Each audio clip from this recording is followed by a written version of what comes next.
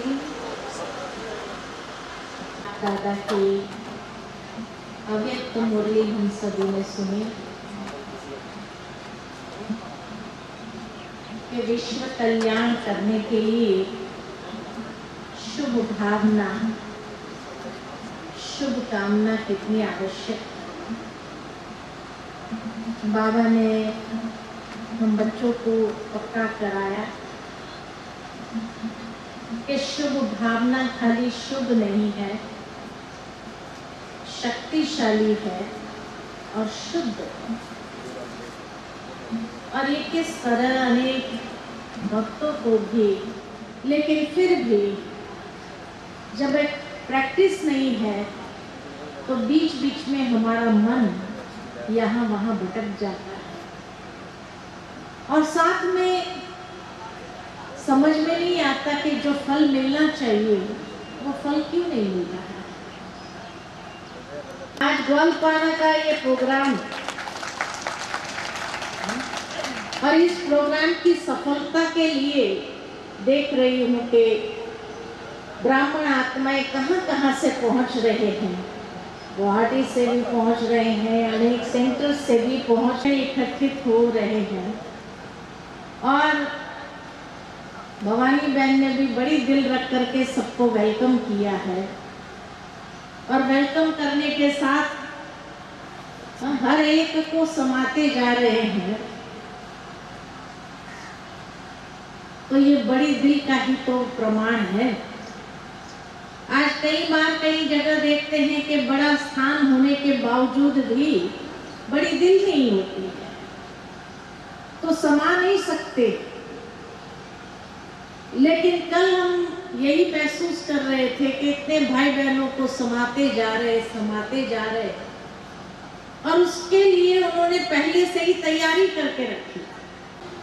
भाई बहनें भी कब आए, बड़ी बहन जी ने भी बड़ी दिल रख करके सबको इनवाइट किया और इसीलिए सभी आते गए समाते गए। कहाँ खा रहे हैं, कहाँ पी रहे हैं, कहाँ सारा कारोबार हो रहा है।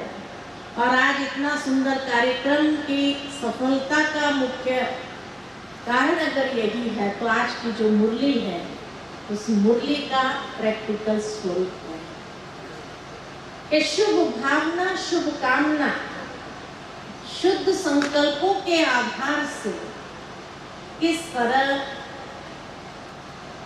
महसूस ही नहीं हो रहा है कहीं तंगी हो रही है या कहीं कोई अड़चन आ रही है, कहीं कोई विघ्न खड़ा हो रहा है। लेकिन जहाँ इतने ब्राह्मण भाई बहनों की शुभ भावना, शुभ कामना समाई हुई,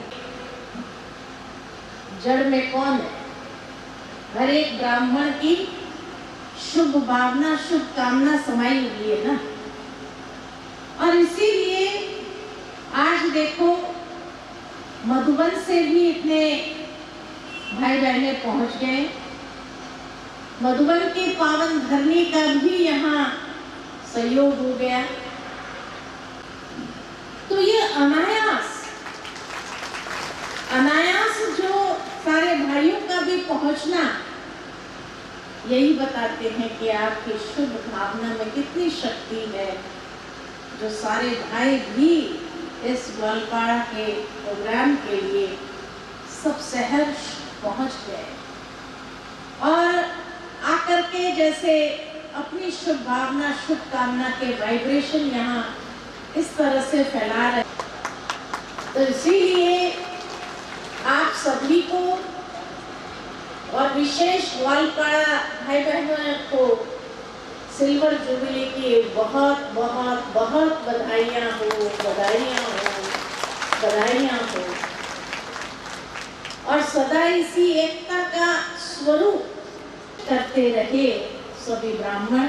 उसके लिए सभी ब्राह्मणों को भी बहुत बहुत बधाई हो, मुबारक हो।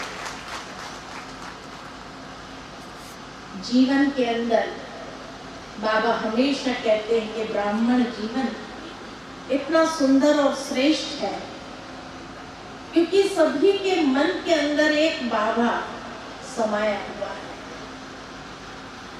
यही अंदर में आता है कि बस एक बाबा प्रत्यक्ष हो जाएगा।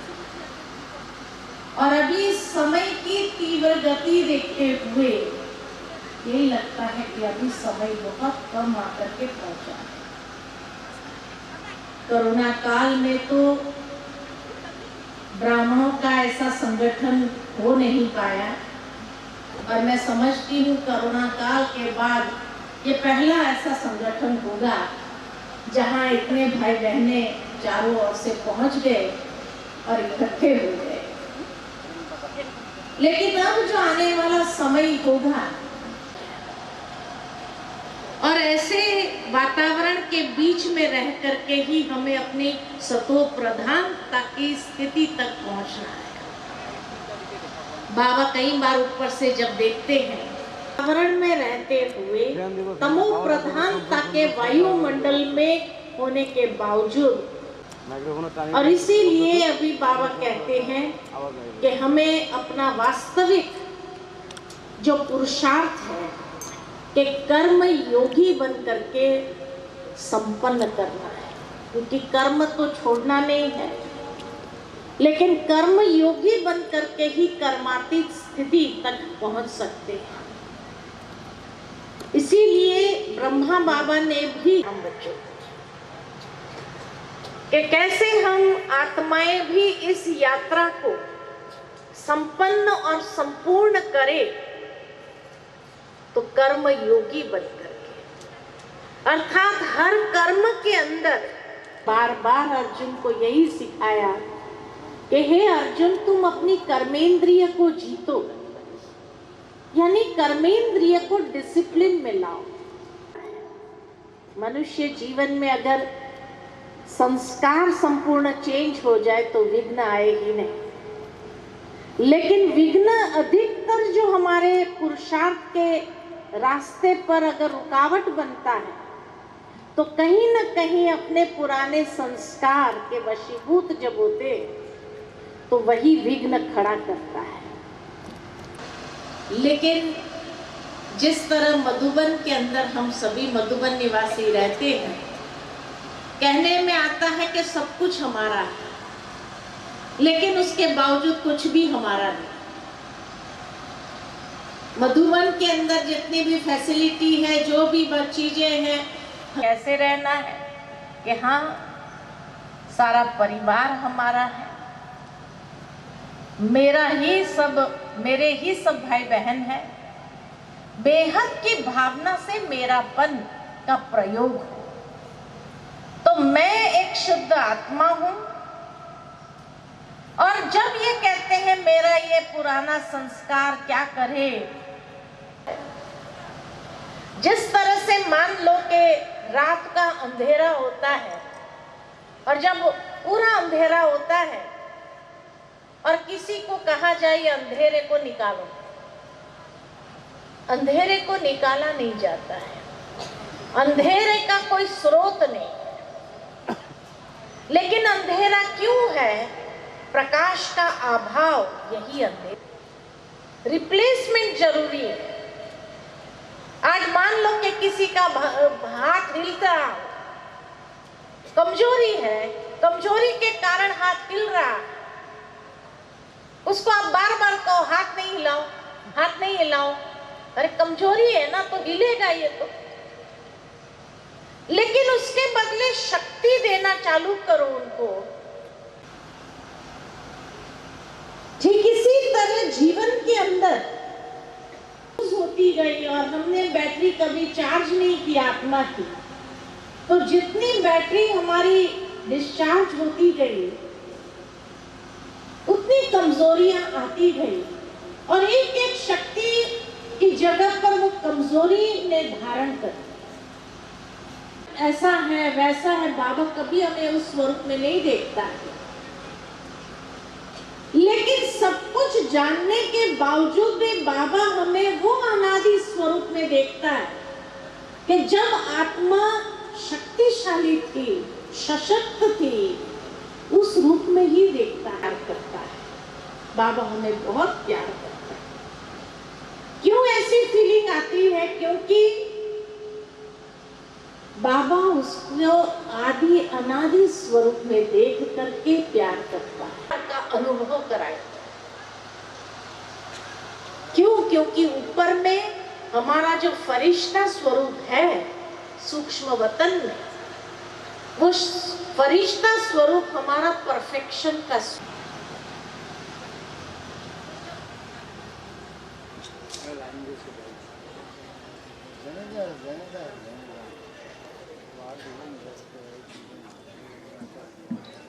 तो जब बाबा हम बच्चों को उस फरिश्ता स्वरूप में, संपन्न स्वरूप में देखता है। गुलजार दादी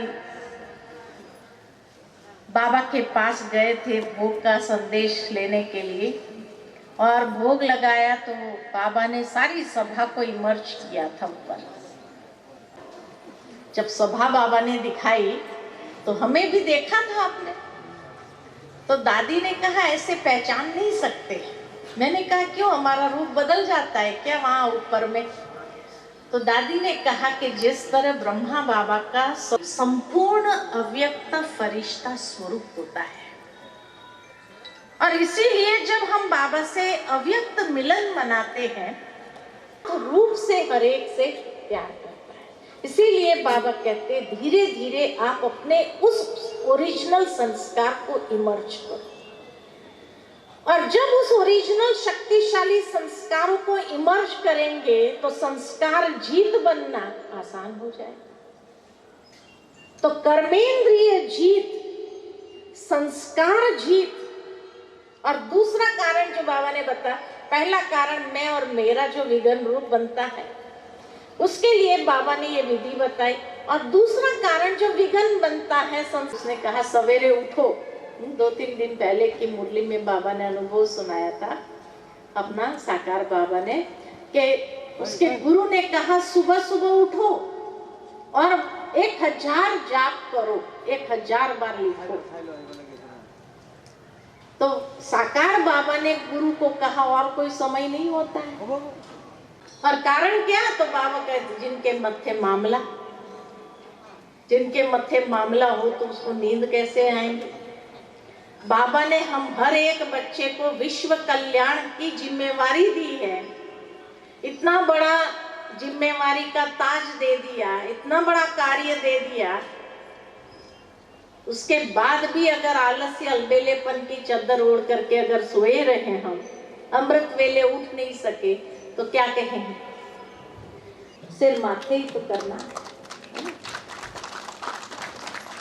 जैसे बाबा ने कहा कुछ दिन पहले की मुरली में ही कि बड़ों को कहते हैं ना आपकी आज्ञा सिर माथे। भक्ति मार्ग में भी हम एक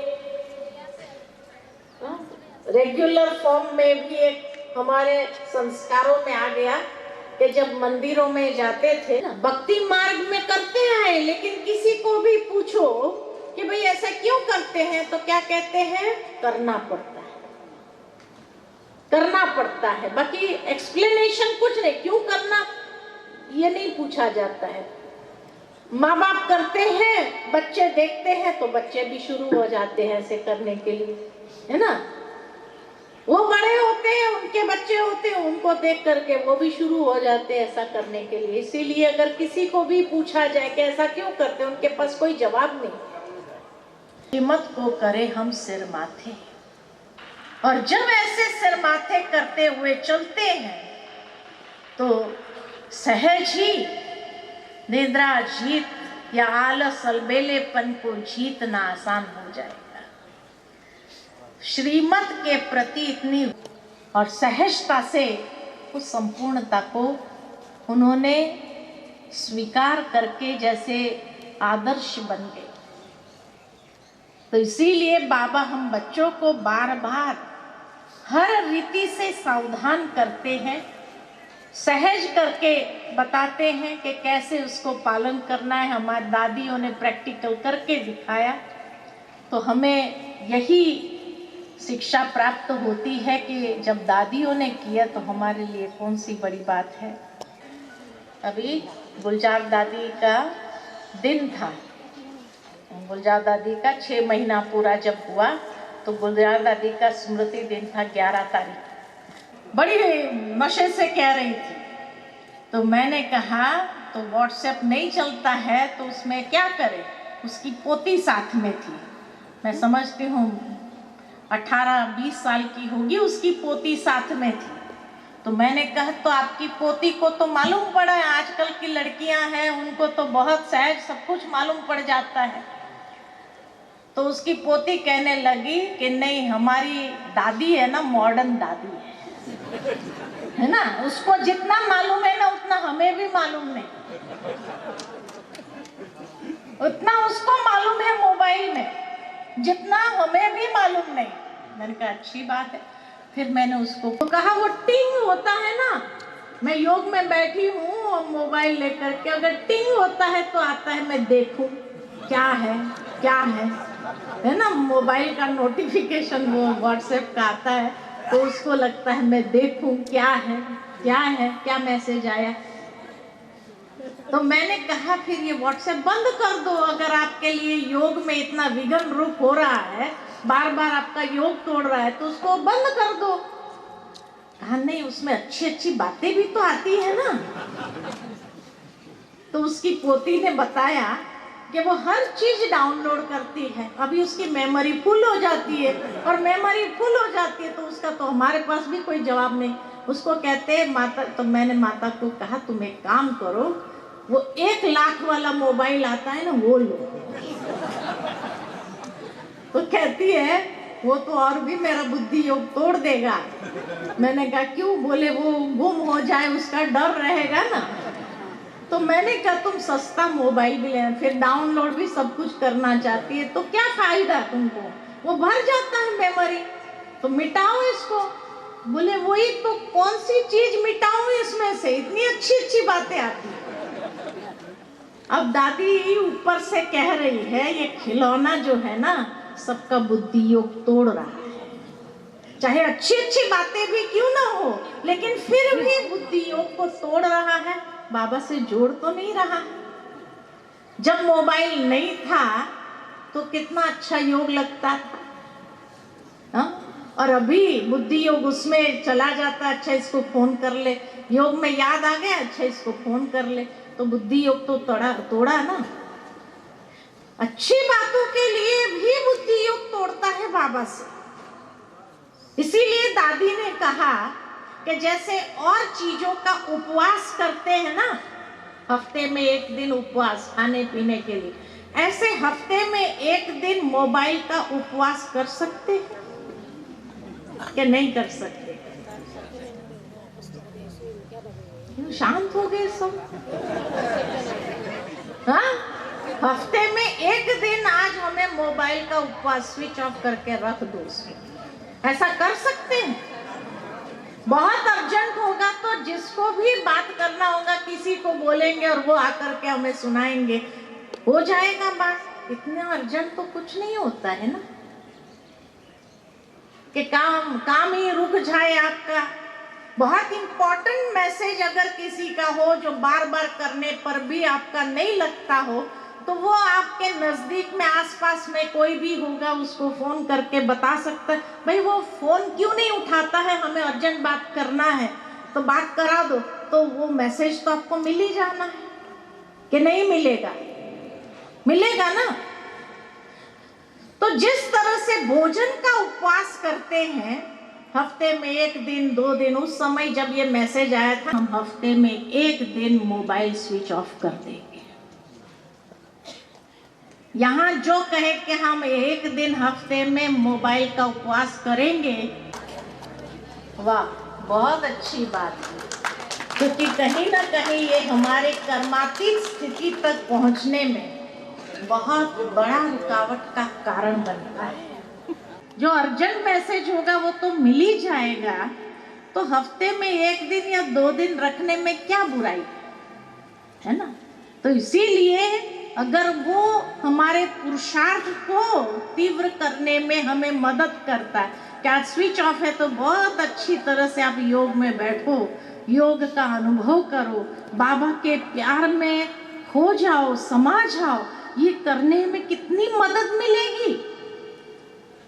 तो आज ये जिन्होंने भी हाथ खड़ा किया ना, दृढ़ संकल्प करना, बाबा को ये गिफ्ट देना है। आज हम यही समझे कि गोलपाड़ा के सिल्वर जुबली के निमित्त हमने ये गिफ्ट दिया बाबा को। से बाबा ने कहा है कि अंतिम समय ये साधन फेल होंगे, उस समय लोगों की जो मानसिक हालत है ना, देखने जैसी।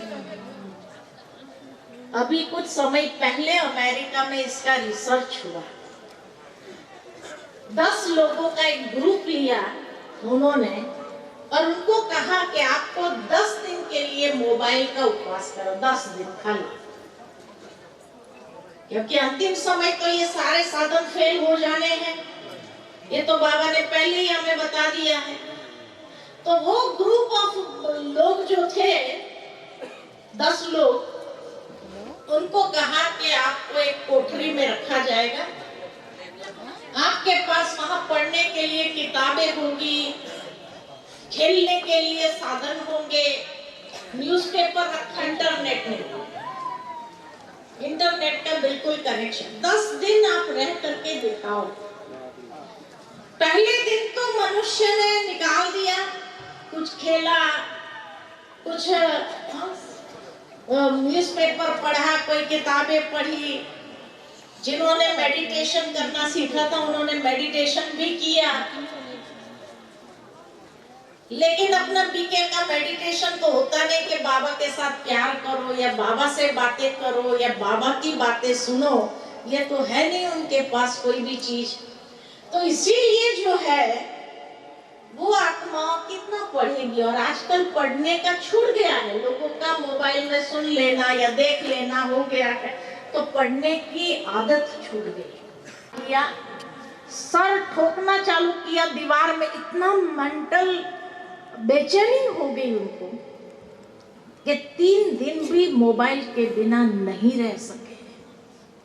आप सोचो कि अंतिम समय जब ये साइंस के सारे साधन जो आज हमें महसूस होता है कि ये पुरुषार्थ में हमें मदद करता है, लेकिन जिस दिन ये साधन काम करना बंद कर देंगे उस समय हालत क्या होगी।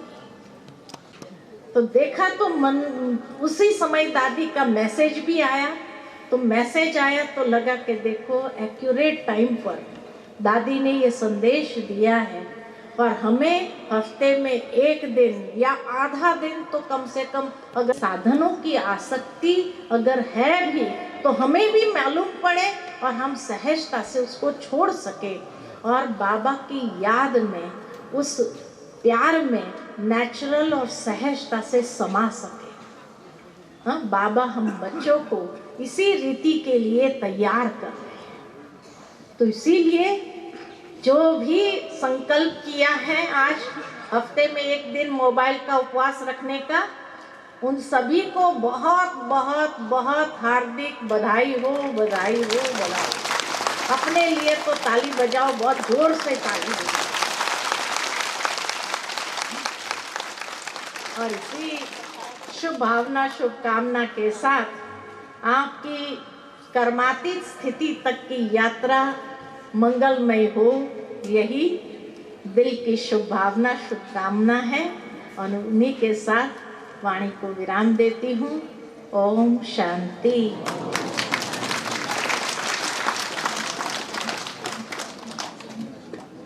संगठित होकर के योग करें, बाबा का भी आवाहन करें। आज के ये सिल्वर जुबली प्रोग्राम में तो हम सभी स्वस्थ होकर के बाबा की याद में बैठेंगे। और जैसे जैसे मैं आपको विचार देती जाऊं, वैसे वैसे आप अपने मन को ले चलेंगे बाबा के पास, बाबा के सानिध्य में। सूक्ष्म वतन में हम सभी जाएंगे और बाबा का, बाबा को भी निमंत्रण देंगे, नीचे आए बाबा हम सबके बीच में। ये महसूस हो कि जैसे यहाँ नहीं बैठे पंडाल में, लेकिन डायमंड हॉल में हम सभी बैठे हैं और बाबा का आवाहन करेंगे। तो कुछ क्षण के लिए अंतर चक्षु से स्वयं को देखें।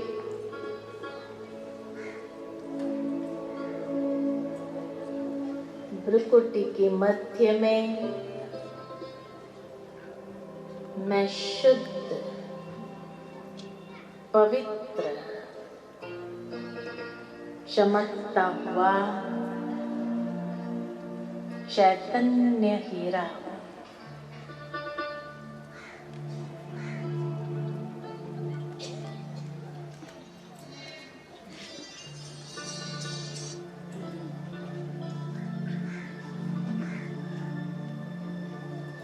और धीरे धीरे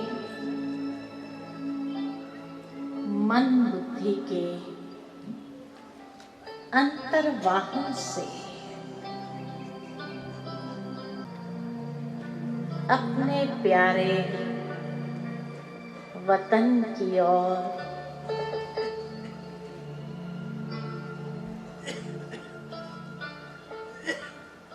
धीरे धीरे मैं आत्मा इस देह की कर्मेंद्रिय से न्यारी होती जा रही हूँ।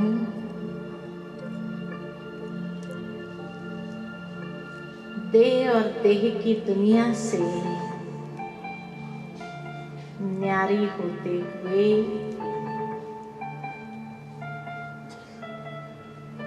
मन बुद्धि के अंतर्वाहन से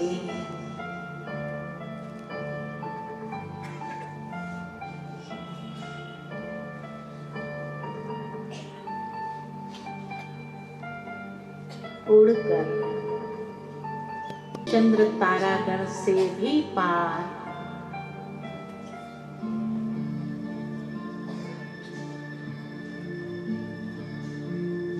अपने सूक्ष्म वतन की ओर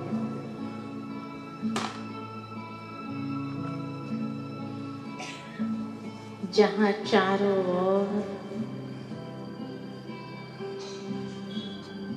चांदनी सा प्रकाश फैला हुआ है।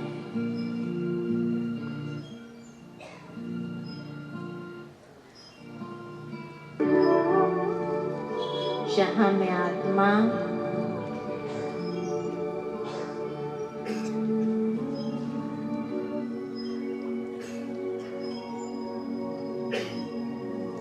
अपने सूक्ष्म अव्यक्त संपूर्ण फरिश्ता ड्रेस को धारण करती हूँ।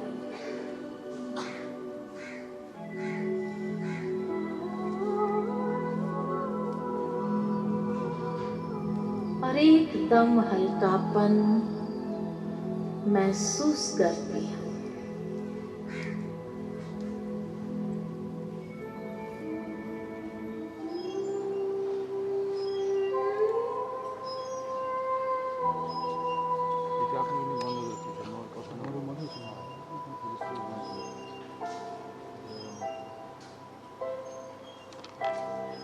उमंग उत्साह के पंखों से उड़ते हुए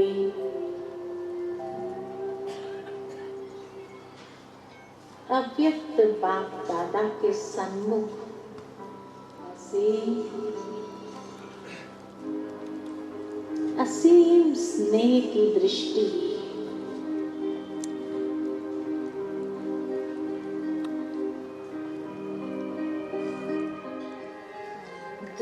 से मुझ में अलौकिक शक्तियां भर रही हैं।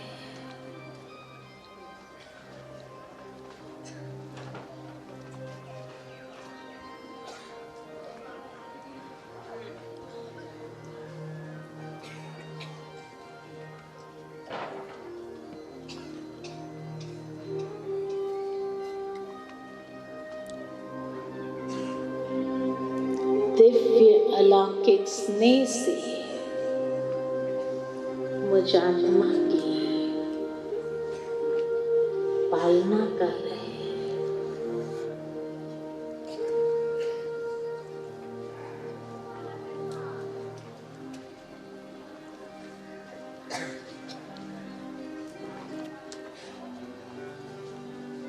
बाबा अपने शुभ भावना,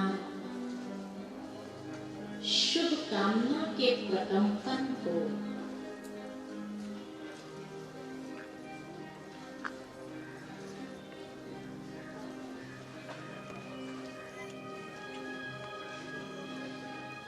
मुझ में भरते जा रहे हैं।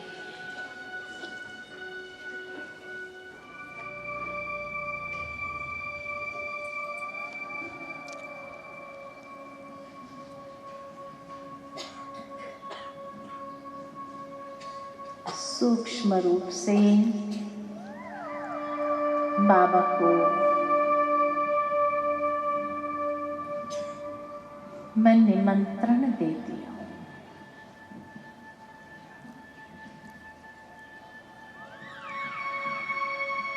यही शुद्ध संकल्प बाबा के आगे रखती हूँ। आप जरूर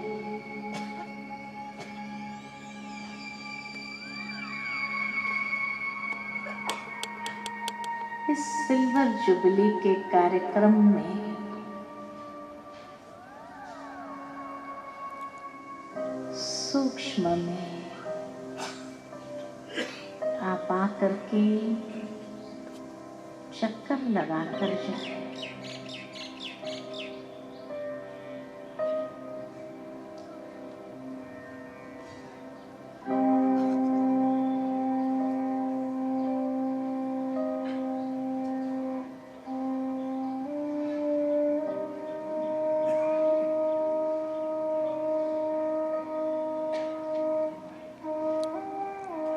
बाबा ने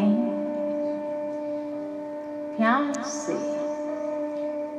इस निमंत्रण को स्वीकार किया।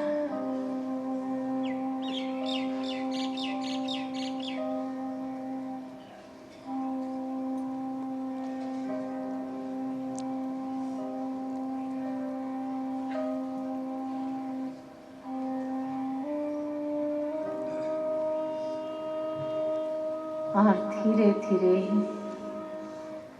मैं आत्मा अपनी इस फरिश्ते ड्रेस को भी छोड़कर अपने अंतर्वाहन द्वारा इस साकार सृष्टि में साकार तन में